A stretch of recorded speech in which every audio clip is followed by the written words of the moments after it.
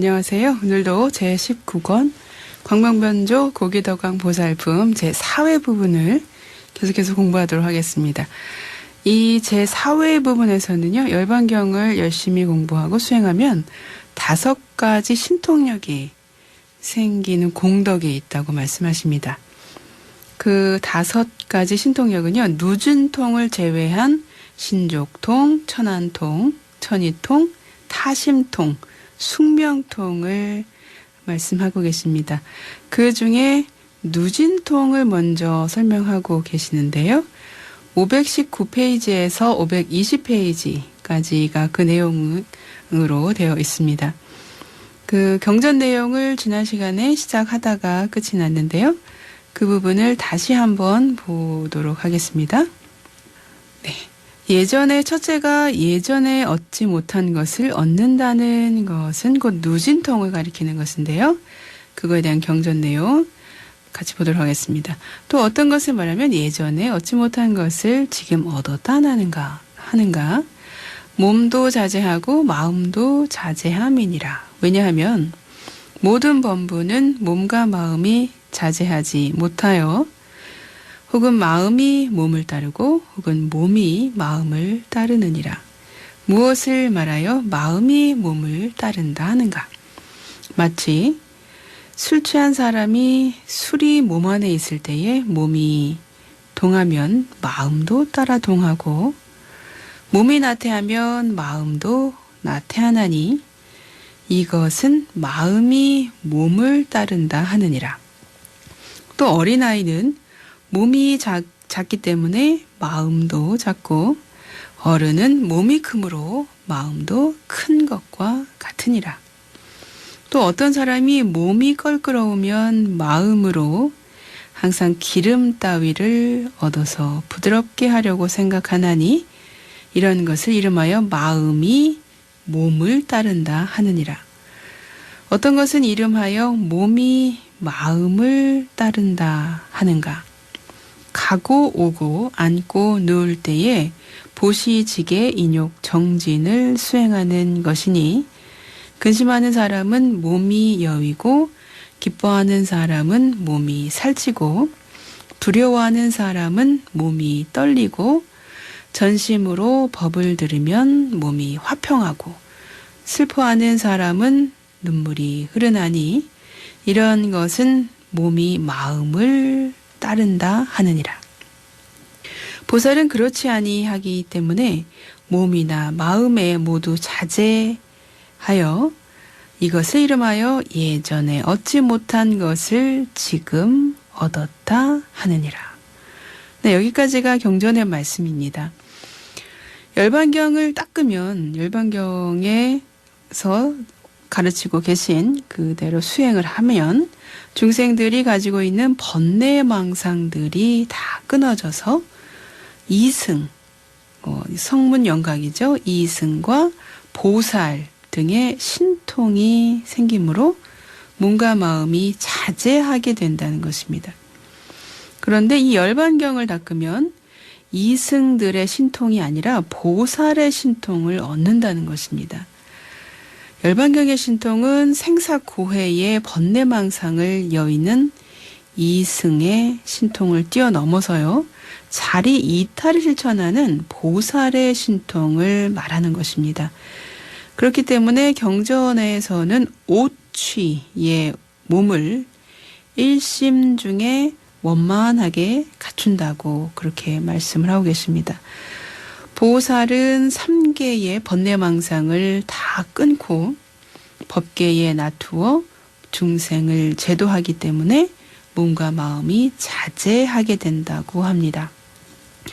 중생들은 보고 듣고 또는 의식하는 대상에 탐심을 내고 또는 화를 내고 어리석은 생각을 내기 때문에 그거에 대해 집착을 또 하게 되기 때문에 마음이 자제하지 못하게 되고 이로 인해서 색수상 행식의 오온이 이루어지기 때문에 몸도 마음도 자제하지 못하게 된다는 것입니다.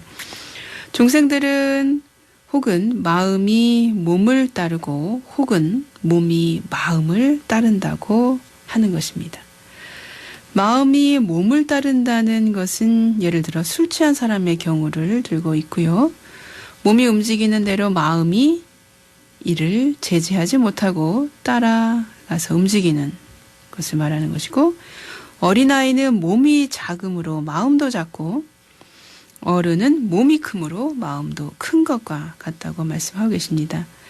만약에 몸이 거칠거칠하면 마음을 기름 등으로 부드럽게 하려고 하는 등과 같은, 그러니까 부드러운 마음을 쓰려고 하는 그런 것과 같고, 몸이 마음을 따르는 것이란 것은 가고 오고 앉고 누울 때 보시직의 인욕 정진을 닦는 것입니다. 근심하면 눈물이 몸이 여이게 되고요. 기뻐하며 몸이 살찌게 되고, 두려워하면 몸이 떨리고, 진심으로 법을 들으면 몸이 화평하고, 슬퍼하면 눈물이 나는 것 등을 말합니다. 이것이 바로 마음의 어떤 상태에 따라서 몸이 따라가는, 몸이 변화하는 것을 말하는 것이죠. 이에 비해서 보살은 몸과 마음이 자제하기 때문에요. 어떤 세계에 어떠한 크고 작은 몸을 나타내더라도 항상하고 큰 마음을 가지게 된다는 것입니다. 이와 같이 자유자재로 몸을 낮출 수 있어서요. 보살은 여의통, 신족통을 얻는다라고 합니다. 열반경에서는 둘째로 예전에 이르지 못하던 데에 이른다 라고 하는데요. 그 내용이 520페이지 중간 부분 보도록 하겠습니다. 경전 내용을 같이 보도록 하겠습니다. 선남자여, 보살마살이 나타내는 몸은 티끌과 같나니 이 티끌은 티끌 같은 몸으로 한량 없고 가없이 항아의 모래와 같은 여러 부처님 세계에 이르러도 조금도 장애되지 않지만 마음은 항상 일정하여 변동하지 아니하나니 이것을 이름하여 마음이 몸을 따르지 않는다는 것이니라. 또 예전에 이르지 못한 데에 지금 이른다 하니 어찌하여 예전에 이르지 못한데 지금 이른다 하는가. 모든 성문이나 벽지불들로는 이룰 수 없는 데에 보살이 능히 이르는 까닭이기 때문이다. 그러므로 예전에 이르지 못한 데에 지금 이른다 하는 것이니라.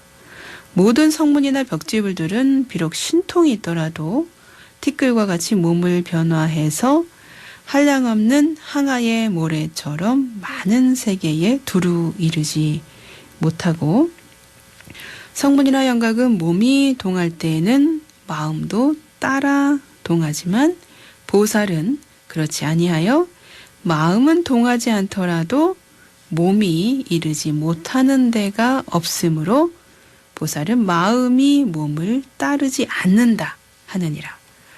또 선남자여, 보살은 몸을 변화하여 삼천대천세계와 같이 하며 그렇게 큰 몸으로 한 티끌에 들어가지만 그렇다고 마음이 따라서 작아지지 아니하거니와 성문이나 영각은 비록 몸을 변화하여 삼천대천세계와 같이 하더라도 그렇게 큰 몸으로 티끌 같은 작은 몸에 들어가지 못하나니 이런 일에도 자제하지 못하거든 따라서 동하지 않게 하겠는가. 이것을 이름하여 보살은 마음이 몸을 따르지 않는다 하느니라. 네, 여기까지가 경전 내용입니다. 네, 아주 작은 몸으로 자제하게 몸을 낮추셔서 큰 몸으로 낮추시기도 하고 아주 작은 몸으로 낮추시기도 하지만 그 작은 몸이 됐다고 해서 마음까지 작아지는 건 아니다라는 그런 말씀하고 계십니다. 보살은 성문이나 벽지불이 이르지 못하는 곳에 이르고요. 또 몸을 변화함에도 그 성문 영각, 성문 벽지불이 들어가지 못하는 곳에도 아주 자유자재하게 들어가시는 분들입니다. 보살은 중생을 교화하기 위해서요, 티끌과 같은 몸을 나타내기도 하고 티끌과 같은 몸으로 항아사 모래 같은 부처님 세계에 이르러도 전혀 장애가 되지 않는 것입니다. 몸을 변화해서 삼천대천 세계와 같이 하고 그 큰 몸으로 다시 티끌과 같은 곳에 들어가는 것에 아주 걸림이 없이 자제하다는 말씀입니다. 이와 같기 때문에 뜻하는 대로 자제하게 놔두어 마음에 따라 제도가 된다는 것입니다. 세 번째가 이제 보살이 열반경을 닦으면요, 예전에 듣지 못하던 것을 듣는다고 합니다. 이것이 바로 천이통을 말하는 것인데요. 그것이 520페이지 마지막 줄부터 521페이지까지의 내용인데요. 그 내용을 먼저 보도록 하겠습니다. 선남사여, 보살마하살이 한 음성으로 삼천대천 세계의 중생들로 하여금 크게 하더라도 마음으로 생각하기를 이 음성으로서 모든 세계에 두루하여 여러 중생으로 하여금 예전에 듣지 못하던 것을 듣게 하였다 하지도 아니하고, 이 보살이 또 말하기를 내가 중생으로 하여금 예전에 듣지 못하던 것을 듣게 하였노라 하지도 아니하나니, 보살이 만일 내가 법을 말하여 중생들로 하여금 듣지 못하던 것을 듣게 하였노라 라고 말을 한다면 이 사람은 마침내 안욕따라 삼맥 삼보리를 얻지 못하리라. 왜냐하면 중생이 듣지 못하던 것을 내가 말하였다 하면 이런 마음은 나고 죽는 마음이기 때문이다. 보살의 이런 마음이 이미 다 하였으니 이런 뜻으로 보살마하살의 몸과 마음은 서로 따르지 않는다 하느니라. 선남자여, 모든 범부들은 몸과 마음이 서로 따르거니와 보살은 그렇지 아니하니라. 중생을 교화하기 위해서 작은 몸을 나타내더라도 마음은 작아지지 아니하나니, 왜냐하면 보살들의 마음 성품은 항상 넓고 큰 까닭이며 비록 큰 몸을 나타내더라도 마음은 커지지 아니하기 때문이니라. 어떤 것을 큰 몸이라고 하는가? 몸이 삼천대천 세계와 같은 것이며 어떤 것이 작은 마음인가? 어린아이의 행동을 행하는 것이니 이런 뜻으로 마음이 몸을 따르지 않는다 하느니라.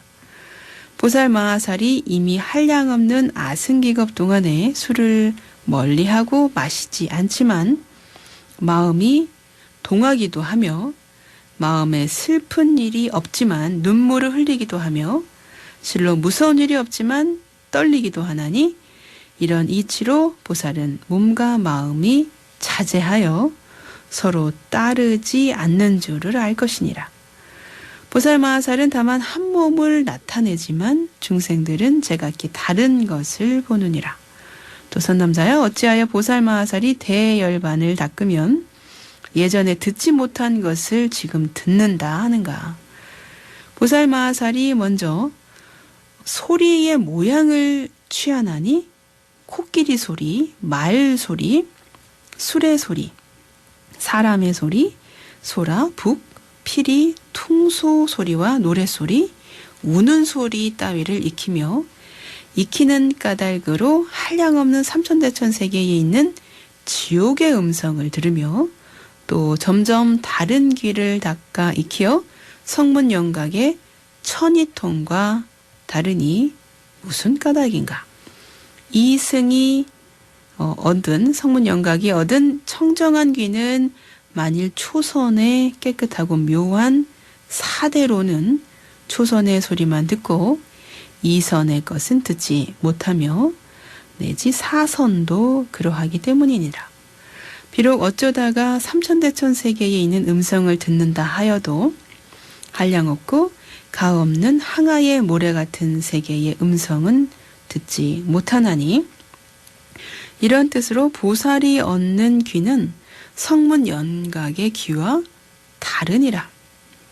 이렇게 다른 까닭으로 예전에 듣지 못한 것을 지금 듣는다는 것이며 비록 음성을 듣더라도 마음에는 소리를 듣는 모양이 없어서 있는 모양이나 항상하고 즐겁고 나이고 깨끗한 모양이나 주장하는 모양, 의지하는 모양, 짓는 모양, 인이란 모양, 일정한 모양, 과보라는 모양을 짓지 아니하나니 이런 뜻으로 보살들이 예전에 듣지 못하던 것을 듣는다 하느니라. 여기까지 경전의 내용입니다. 예전에 듣지 못한 것을 열반경을 열심히 수행하면 듣게 된다는 말씀하고 계십니다.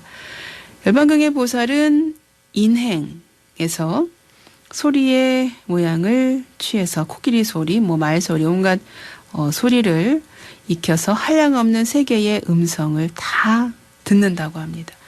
보살이 이와 같이 음성을 이제 다 듣는데요. 그렇게 음성을 다 듣더라도 소리에 대한 상을 내지 않고 그리고 소리에 대한 어떤 과보가 없다는 말씀입니다. 세간에서 인으로부터 생기는 법은 원인이 있으면 과가 있고 원인이 없으면 과보가 없기 때문에 인이 무상하면 과보도 무상한 것이기 때문이라고 합니다. 예를 들어서 악한 소리에 일정한 어떤 상이 있으면 그 소리를 듣는 사람마다 악한 마음을 내게 되는 것이죠.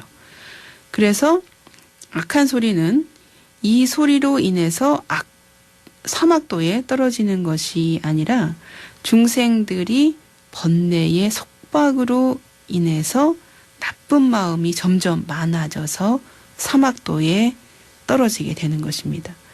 곧 보살은 한 글자 한 글자를 듣더라도 글자란 상을 짓지 않고요. 구절이란 상을 짓지 않고 듣는다라는 그런 상을 짓지도 않고 부처라고 하는 그런 상을 짓지도 않고 말한다는 상을 짓지도 않습니다. 이 상이 없는 상이라고 하면요. 이러한 까닭으로 이것이 바로 안역따라 삼맥삼보리를 얻는다고 하는 것입니다. 보살은 이와 같이 수행해서 예전에 듣지 못하던 것을 지금 듣게 된다고 하는 것입니다. 네 번째가 보살이 열반경을 닦으면요. 예전에 보지 못하던 것을 보게 된다고 한 것은 천안통을 말하는 것인데요. 그것에 관련된 내용이 524페이지에 나옵니다. 경전 내용을 같이 보도록 하겠습니다. 선남자여 어찌하여 예전에 보지 못한 것을 지금 본다고 하는가. 선남자여 보살마하살이 대반열반의 미묘한 경전을 닦을 때에 먼저 밝은 모양을 취할지니 곧 해와 달과 별과 화톳불과 등촉과 구슬의 빛과 약초의 빛들이다. 닦아 익힌 까닭으로 다른 눈을 얻었으며 성문이나 영각이 얻은 것과는 다르니라. 어떻게 다른가? 이승이 얻은 청정한 천하는 욕계의 사대로 된 눈으로 초선의 것을 보지 못하며 초선의 눈으로는 윗 하늘의 것을 보지 못하며 내지 자기의 눈을 보지 못하고 많이 보려 하면 고작해야 삼천대천세계에 이르지만 보살마하살은 천안을 닦지 않고도 묘한 몸이라도 모두 해골로 보며 이 말씀은 이제 아주 묘한 아주 아름다운 모습도 모두 다 해골로 부정관을 통해서 해골로 본다는 말씀이죠. 다른 지방에 있는 항아의 모래수 같은 세상의 모양을 보더라도 빛깔이나 모양을 짓지 아니하며 항상한 모양, 있다는 모양, 물건이란 모양, 이름이란 모양, 인연이란 모양도 짓지 아니한다고 말씀을 하십니다. 요 다음 내용은 다음 시간에 이어서 하도록 하겠습니다. 부처님의 유언을 마음에 새기면서 오늘의 경전 공부 마치겠습니다. 형성된 것은 모두 소멸하기 마련인 법이다. 게으르지 말고 부지런히 정진하라.